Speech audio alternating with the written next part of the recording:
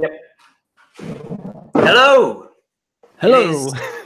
I think this is episode 60, right? Yes, and what an enthusiasm, what an energy, and we're joined by Paul Seal. Hi, Paul. How are you? Hi, everybody. I'm all right, thanks. You? Are you also filled with energy? Yeah. After this week, Yeah. even though it started from a Blue Monday. Did you know that, guys? We had the most depressing day during the year this Monday. And I was trying to put myself into depressed state, but I failed. I was too exhausted, too excited. I didn't notice anything too different, to be honest. Yeah, I was experiencing merge conflict, so I was pretty depressed.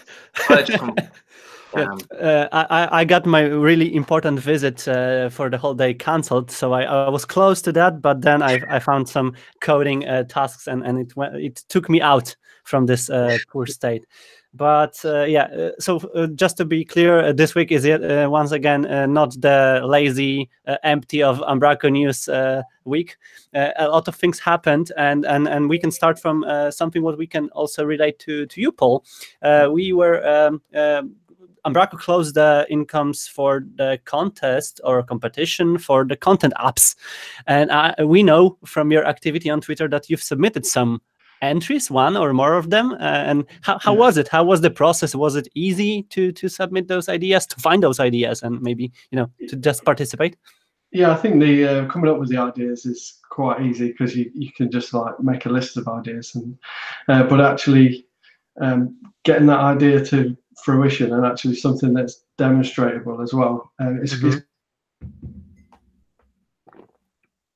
Did we lost Paul? I think we've lost Paul. But I know where he was going. So the coming up with an idea and having something that you can actually build, two very, very different things, aren't they? I'm definitely an ideas person. I come up with a lot. I know, Marcin, you keep a notepad of all kinds of things you just mean to do. So I know what I'm saying. I also know some people who are, just having ideas and can present them, and then find some people who are executing those ideas. And this is not so bad. And I know some companies even winning some competitions just doing prototypes and proof of concept. And it's not bad because it gives us some kind of point of view how to do things. And just to maybe share some insights from the competition, we had let me see. You can see my screen, right?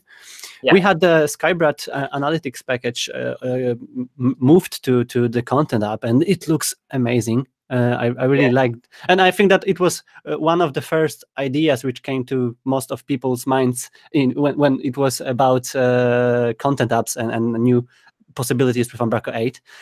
We've had Paul's message, and we know that maybe Paul will rejoin us in a second. Yeah, we have Paul back. Hi, Paul. We always want to have more than one guest, so but we never clone themselves. We were just saying that you was collaborating with Nick, right? In the preparation. So do you want to continue the thought about content apps now? Oh yeah, that was it. So we've got a project set up that we could both work from, and where you can like do your things separate with an Umbraco install on a separate project as well, and that really helped. So every time we did a build, it copied the files over, and that made sped things up, and also kept the source control, because you can try playing about with these things and then you could lose it and things like that if you just left it in our plugins and didn't check it in and have it in its own thing. So that really helped, I think, for doing that. But yeah, just being creative with the ideas and definitely collaborating, because you might not be able to do it yourself, but that shouldn't be the barrier. If you see what I mean, you shouldn't stop at that point. Oh, I can't do this bit. Martin and I were just saying, actually, whilst you were preoccupied for a second, that there's ideas people and there's implementers, and I think a successful team takes a combination of both of those. So maybe you have an idea, but you maybe need someone to help you spark how you're going to make the technical implementation of that or whatever. Or even two very, very successful creators, in which case you and Nick making some fantastic things and bouncing ideas off each other. I think you need more than one person to come up with something Yeah, I did Hack 24 once, and I've done it twice actually, and that's like a 24-hour coding thing. And the build up to this was a bit like that because it was just the evenings, you know, when everyone's asleep. Just like a couple of times we was on the Hangouts late at night, like, right, how should we do this then? And it just felt like we were working towards a challenge, and we don't, you know, we're not expecting to win or anything like that, but we really enjoyed taking part in it. And then it will be public after this that we can all just hopefully, if any of them are goers, so we can make them a good content app. And Marcin and I, we've had the absolute pleasure of seeing some of your entries. Secretly. Don't mention them. They were really cool, and we probably cannot tell more about them, right? Yeah, maybe just wait till after the competition when. I was going to share Owen's tweet because of course if we finishing topics about content apps, if you don't know how to create them, there is a section in the Umbraco documentation with a great information how to do them. Paul, you've also recorded a video, if I remember correctly, and we've mentioned that a couple of weeks back about your content apps journeys, right? Yeah, I think I did. I think when I was looking into the live chat one and the examine one, but couldn't get them to work in, you know, V8 alpha, beta, whatever keeps changing. So, but yeah, I think I might do a video just on how we got set up, you know, with the whole project structure and everything, and how you can get to that point on one of the ones that we were working with. Maybe that might help people get set up themselves to create their own content apps with a bit of a step-by-step guide in visual format for people that learn better with videos. Yeah, and Owens did a talk, right, on Edinburgh meetup, and so if you were attending this talk or you will be attending any other talk, you can still learn from there, and there is a lot of room for possible content apps, and definitely there will be a lot of ideas flying around after this competition, not only because we know that some people missed this challenge, right?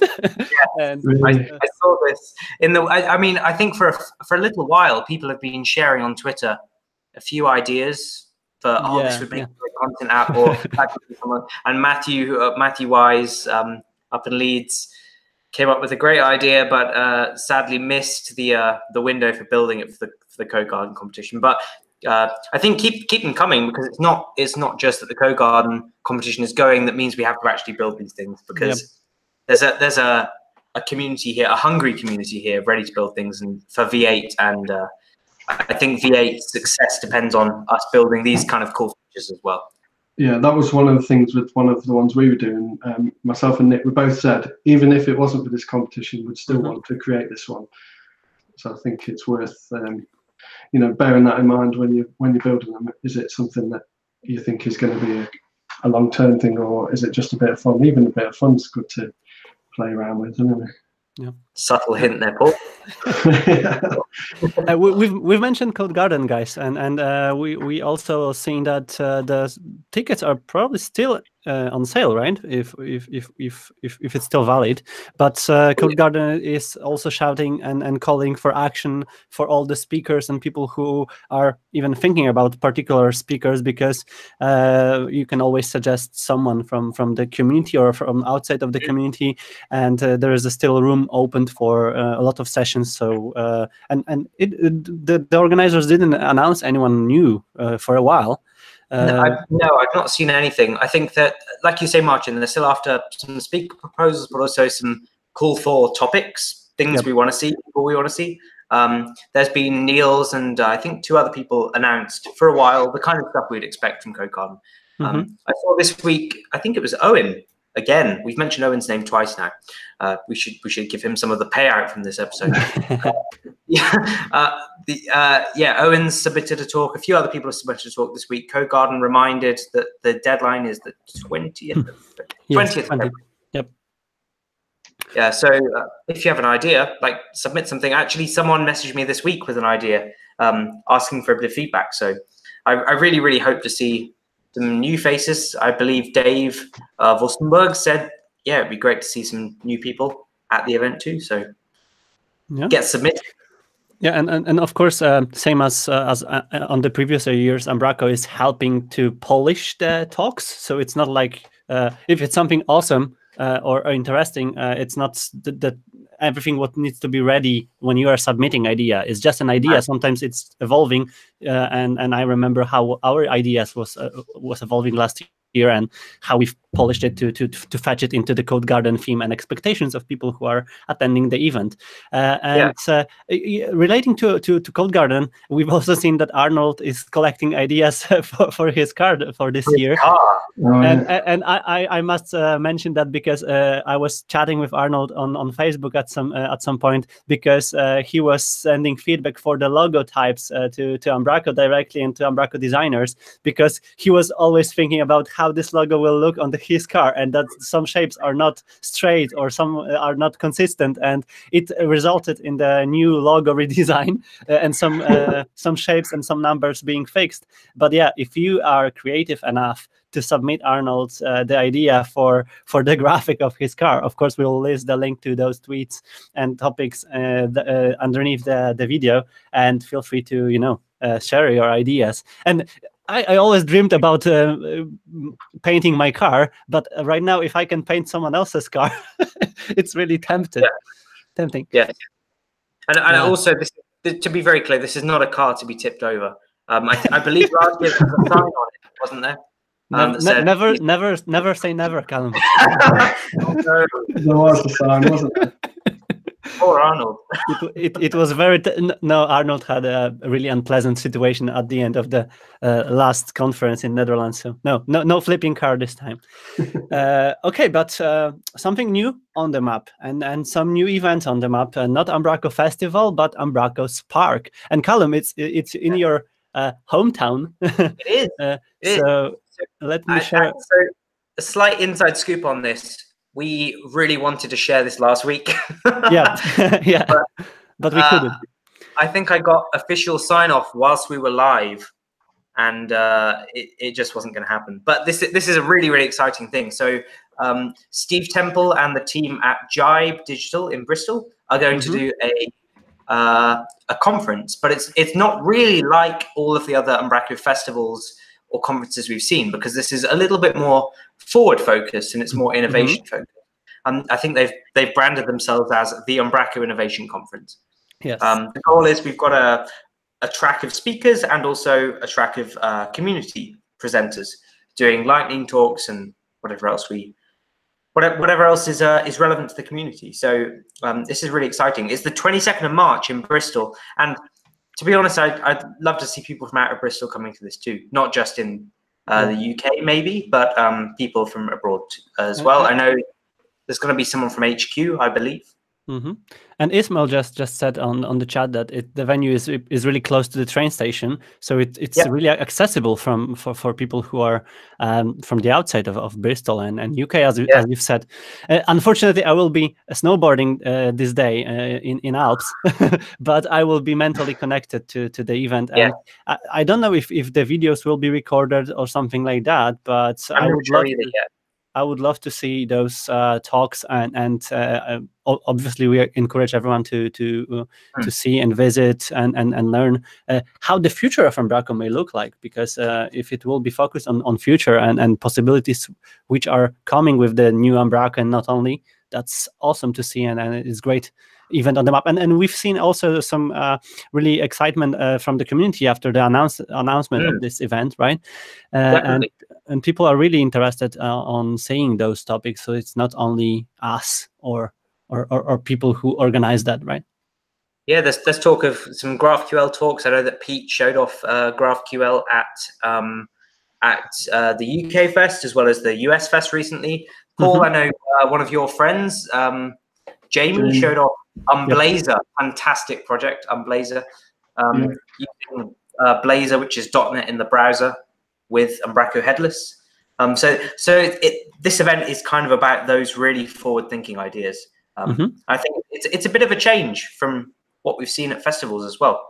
Conferences are traditionally maybe this kind of how I would build something or how I would achieve something, whereas this is a little bit more. Paul, do you have any plan of events to visit this year? Or this one seems like a good one. Code Garden and UK Festival. I think those two I would love to go to, and yeah, like hopefully if it's okay, try and go to this Umbraco Spark one. Mm-hmm.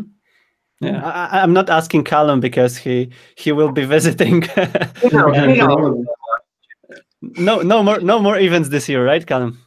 No, I will definitely be at Spark, and we've already discussed as well maybe doing an umbraCoffee episode live.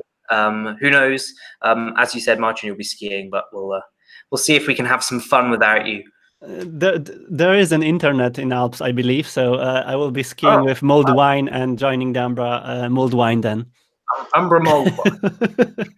Yeah, but coming back to another events, you are still in Australia, Callum, and we are still getting closer to UDEF, and there is less than a week for tickets being on sale, and it's getting closer, right? So so I think it's a week left for the early bird tickets, and then the price goes up. It's about, I believe it's a month next week that UDEF actually happens. It's the second year. It's based in Gold Coast, which is in the kind of east of Australia. Last year, it was really, really good. We had a good turnout. I presented, and a bunch of other people too. There was a load of international speakers as well, which was fantastic to see. This year, I think the lineup looks really, really good. Yes, it's awesome. So I don't quite get the theme. I was saying this before we went on air. I don't quite get the theme. I think it's this like Umbraco, dojo, knowledge, I am wise. It's 8-bit ninjas, and you know the but you've looked for urban dictionary, right? You needed to find out, and you found the umbrakai. This term umbrakai, which is, as it says, someone that's fully trained in the art of Umbraco. So someone that's kind of reached in life, top of the top. I don't know. Umbrakai. Jedi state of Umbraco development, right? Exactly. And there's a fantastic gif there of a little. Yeah. So yeah, we are getting closer to UDEF. I still believe that it's closer than 1 month, and it's really visible, and it's really buzzing, and there's a lot of announcements there, and the lineup, as you said, is awesome, and really it will be great to see those talks at some point during the year. And we'll try and find a way. I know last year it didn't quite work out, but let's try and find a way of engaging the umbraCoffee community. Can we call this an umbraCoffee community? The umbraCoffee community in with this, because we know that it's on an opposite time zone down under most of the viewers of this. But let's see if we can find a way of at least broadcasting something from the event, be it a talk or a conversation with some of the speakers. Let's see what we can do this year. Yeah, and from the other events happening or happened, there was a Oslo meetup in Norway, and there was also a great talk from what we've seen on the tweets from Kenneth about headless with Next and Vue.js, which is a combination, not only a combination of buzzwords, but in the IT industry, but it's something what may result in some kind of amazing implementations. And there is an Umbraco practitioners meetup coming, which we've mentioned some time ago, but it's next Wednesday. So it's something for people who are not directly involved in development with Umbraco, but for all of those who are practicing Umbraco on the daily basis and would love to do that in the future. And there's a Seattle meetup also on the same day, Wednesday 30th. With some HQ people, right? I believe so. We've got Mikkel and Niklaus going over from HQ. That's correct. I'm not quite sure why they're over in Seattle. Probably something exciting, but maybe some Microsoft event, or we don't know.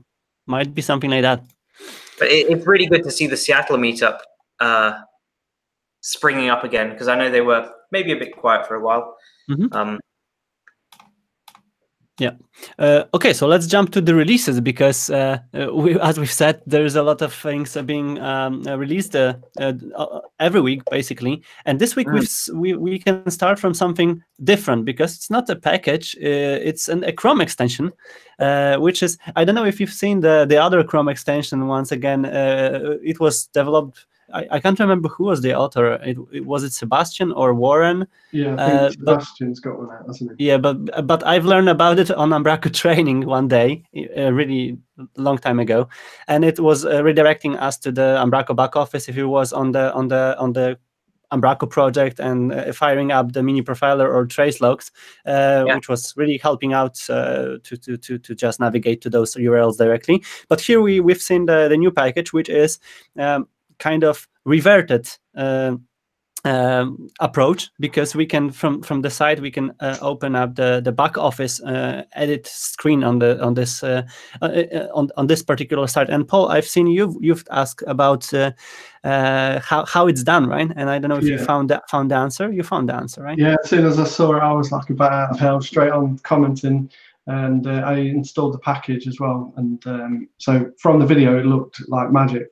Unfortunately, when I tried it out, it didn't actually it didn't work. I was gutted, because I tried it on a couple of sites and it didn't work. But it was kind of the way apparently it calls an API endpoint and queries that to get the actual back office URL to go to. So I want it to work, but unfortunately, the sites I tried it on didn't. But hopefully, but it's open source, so we can all find out what's there and why it's maybe not working on every case, and maybe help. So community call to action. Let's help make it work for every scenario.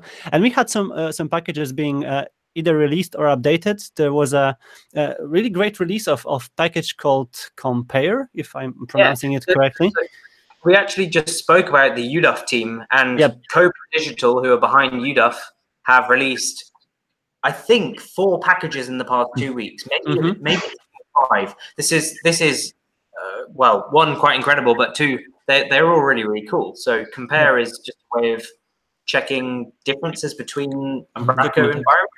I think doc types. Yep, on different environments and different targets. So it's really interesting. Something close to continuous integration and continuous deployment to find the differences between environments. Maybe I didn't check it yet, but it looks really interesting. Also, we had some yesterday anyway, so it's pretty. Pretty fresh. And Peter Gregory also released the image color picker, which is one more approach to handling color picker custom property editor, but it's a picker from an existing image, if I see correctly. Yeah, I think it basically picks up the tones of the image, the main colors. That's nice. From the image, I think, and then you get to pick from those which one you want to use. I think. Yeah, that's really interesting. And conditional displayers. Yeah. Sorry. I'm incredibly surprised no one's built that yet, because I've needed that so many times. Yeah. And we've mentioned this package. I don't know if it was last week or 2 weeks ago, but it's received an update with some fixes and new features or improvements, let's say. And Callum, you've featured some of great PRs this week. That's a great list of things to mention.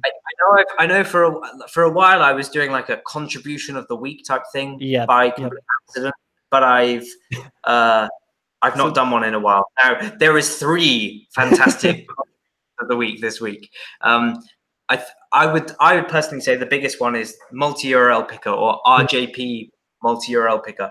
Has been contributed to the V8 source, the V8 core. So in V8 we are going to have multi-URL picker out of the box. That's great news. Yep, that's a great news. But from the other side of the moon, we also had a PR with removal of MySQL support, and to be, I was really surprised, because some people were not too exhausted, too happy about this change. Yeah, I found that surprising. So the past few weeks I've been doing quite a few pull requests to V8 to remove a ton of legacy, and MySQL is a big is a big part of that legacy. I've personally never installed umbraCo. No, me neither.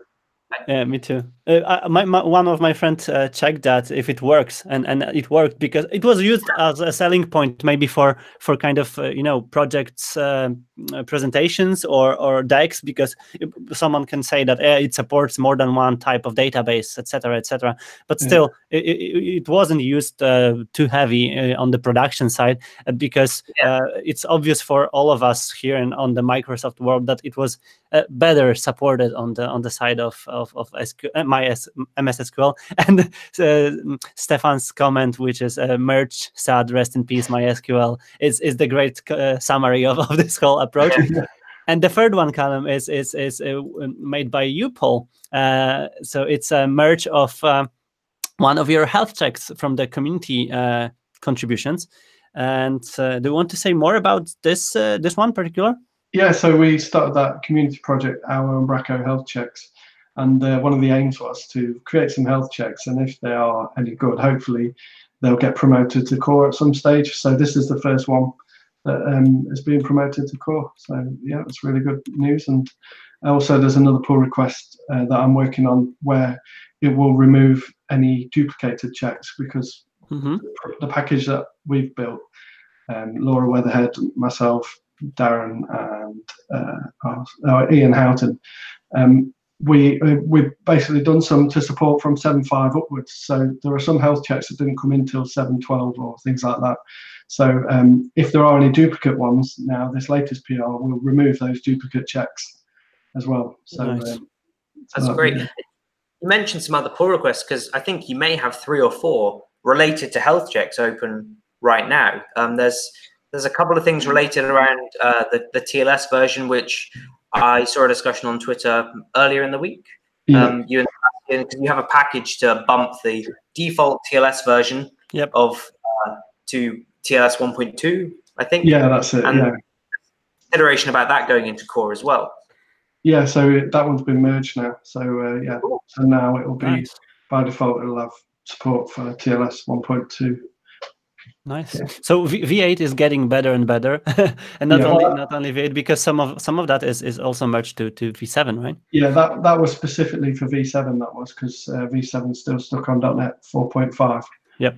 And whereas V8 will be 4.7, so it will already have TLS 1.2. Oh yeah. Maybe quickly for those that don't know. So in .NET, I think it was 4.6, they bumped the default TLS version to 1.2, which is means if they're making an outbound HTTP request or something from code that uses the TLS 1.2 protocol to negotiate SSL, versus the TLS, or is it 1.1 that's used by default, or else?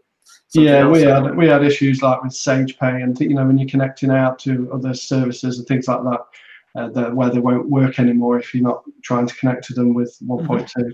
That's if the remote server has said, I'm not accepting those kind of connections. Yeah, that's it. Yeah.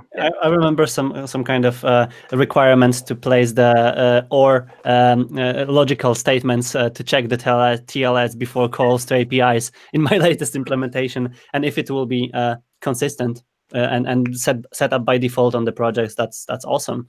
And we are looking all forward to that.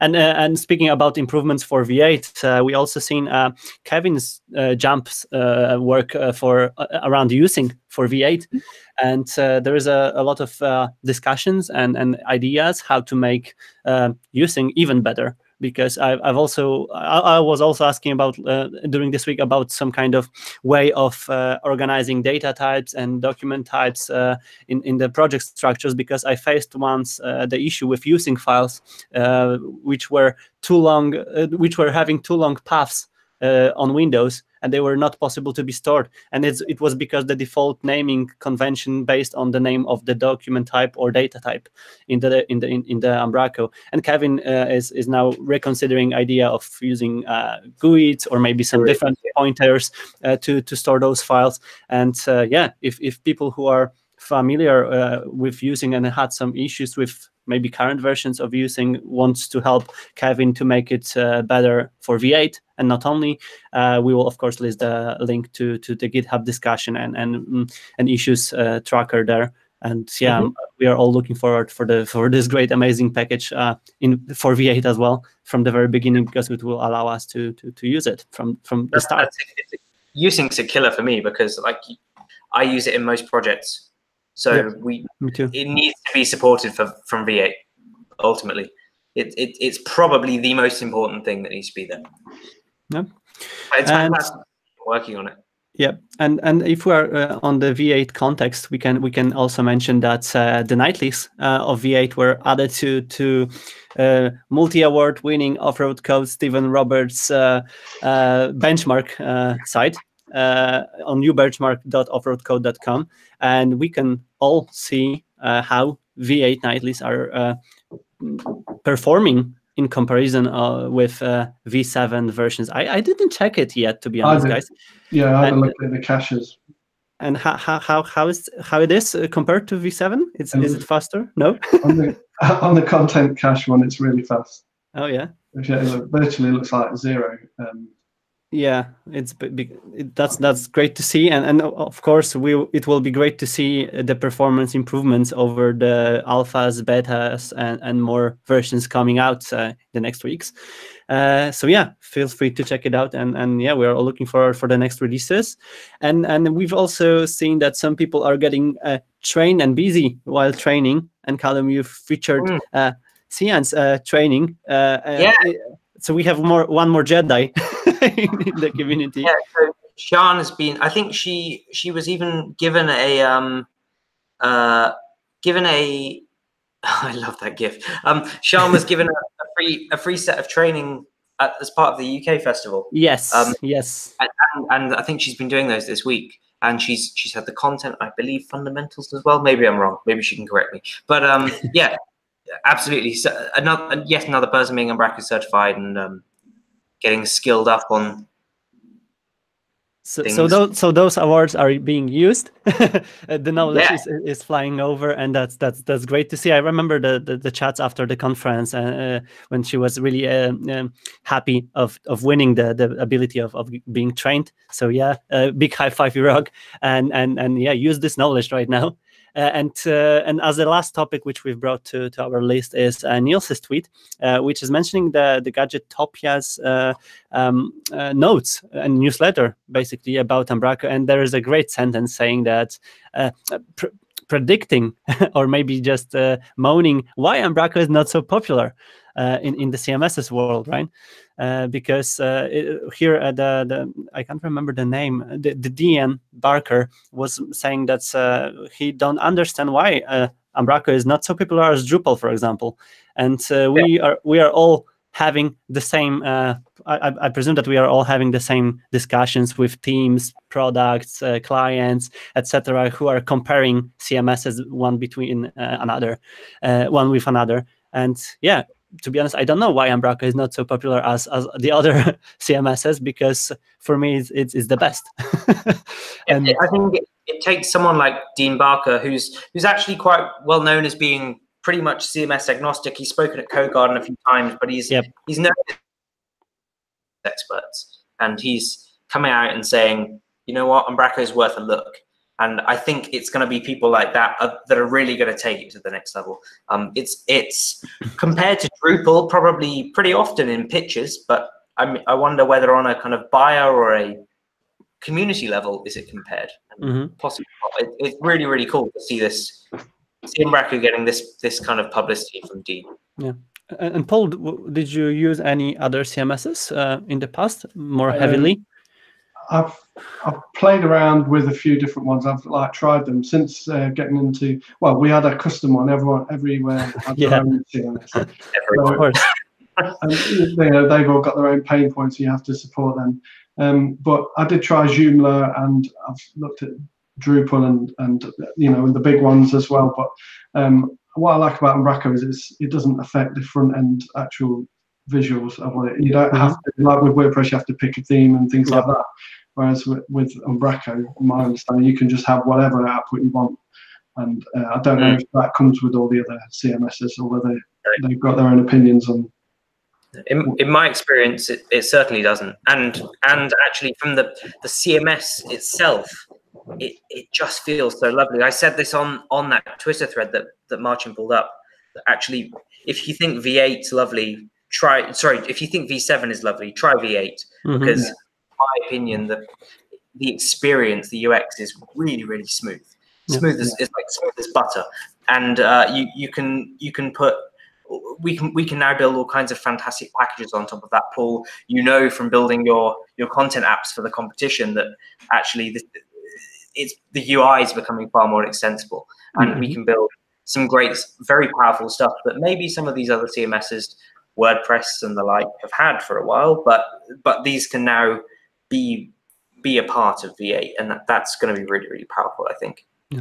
But I also want to add that, for example, in Poland, when I was talking with some agencies here and companies who were doing some kind of internet applications, some of them were not caring about the chosen CMS or solution because they were just looking at the final result, and they were not even knowing that they are using Umbraco. And Paul Wright just mentioned that none of his clients have heard of Umbraco because they were possibly they are just using the solution which was crafted or created for them for this purpose. And from the developer's perspective, of course, that's amazing to use something what we know and what we know that it's good. But at the end of the day, clients are using it and they are just happy of their problems being easily solved. And if Umbraco is enabling them to solve their issues easier than maybe other CMSs at some point, that's an amazing effort. And we should all aim to make those experiences even better with every version, every implementation. And we were all mentioning that sometimes Umbraco can be also used wrong way, and it can result in some kind of situation that people are blaming Umbraco because it's bad, and it's not a bad solution but bad implementation. I think the new Umbraco apps is supposed to be helping with getting new customers on board, new people into Umbraco. So hopefully that will help as well. Yeah, and we can definitely use this topic as kind of a bigger discussion at some point, because maybe involving someone who from outside of Umbraco community to also share some maybe observations from pitches and comparisons from the other side of the battle. But yeah, that's all I think what we can say now, and we are all looking forward for those improved journeys with V8 and not only, right, guys? Do you want to add anything else? No, not me. No, I think this has been one, not only a very good conversation, but two, one of our longest episodes in a while. So, but time just flies when we were just talking. Having really great conversation, like I say. Yeah. Cool. So Paul, thank you very much for joining us today for a last minute call as well. That's all right. Thanks for inviting me. And yeah, we are all looking forward for more insights from competitions and not only. And people, submit your talks, ideas, visit the closest meetups and events. And yeah, see you all next week. Right? Yeah, see you next week. Cheers. Happy Friday. Yeah, happy Friday.